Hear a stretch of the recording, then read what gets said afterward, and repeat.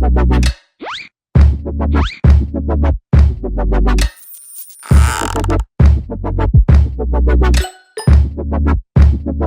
there, Board Game Brody here with Let's Table It, where we get games to the table like Soiled here, a farming card game of growing your plants and harvesting plants to gain points.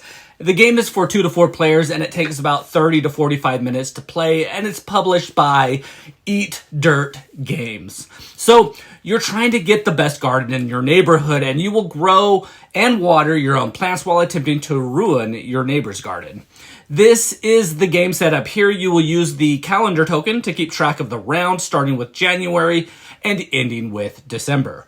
Players each start with 5 cards in their hand, and a card is flipped over, and the player who last ate that vegetable becomes the first player and is given the first player token. Play will be performed in a clockwise direction, and during a turn, each player can perform 3 total actions. First action you can perform is to plant. You will place 1 seed from your hand on an empty garden plot.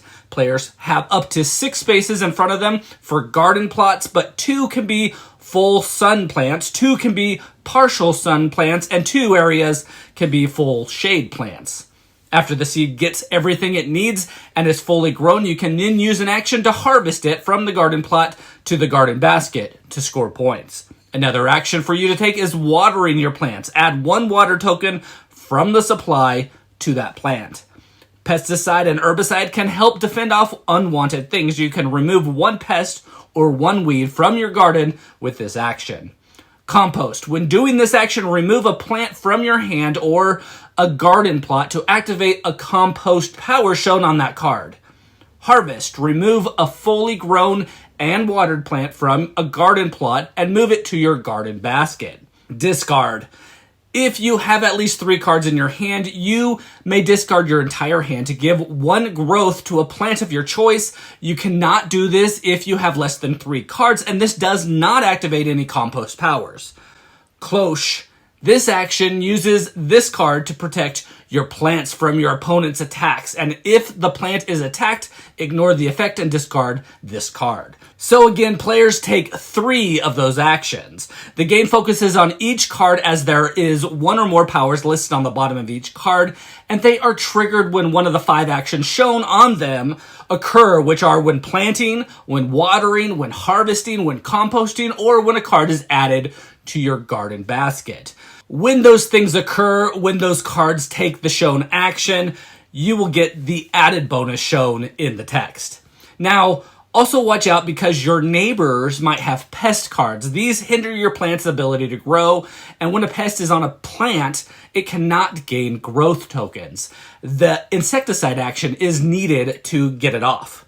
Weed cards are also played out in a garden plot so that that player cannot use that plot until they remove it with an herbicide action, and then they can put a plant there.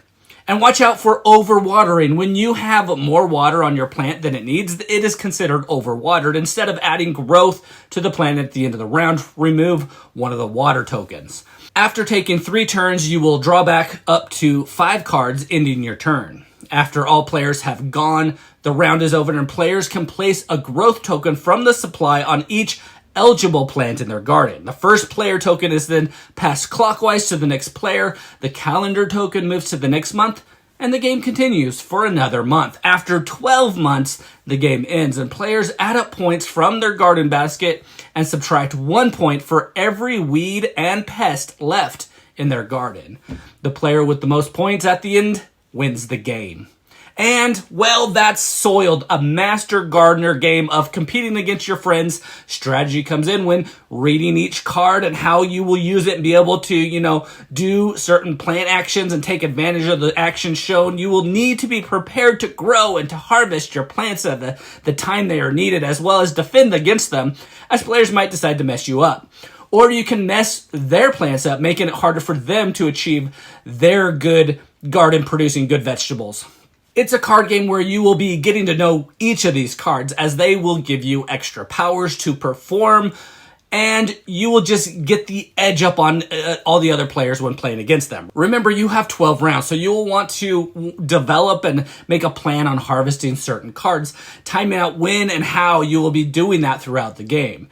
You don't want to get stuck with all of your plants needing just, one more growth or one water at the end of the game, forfeiting the points that you could have earned. But when planning, you will need to, be aware of the points on the cards. These will give you versus, the work that you need to do versus the power that it will grant you when you, are using that power. Sometimes those don't line up well for you, while other times they line up perfectly, and you will have, a great garden basket ready to score good points at the end of the game if you take advantage of those things.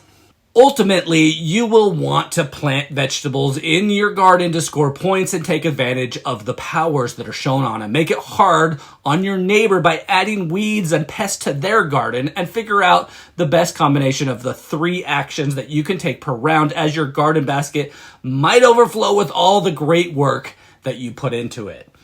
Again, this is Brody with Let's Table It, where we get games to the table. Please like and subscribe to our channel. We are working hard to bring to you videos like this one, so you know if these games are ones that you want to get to your own table.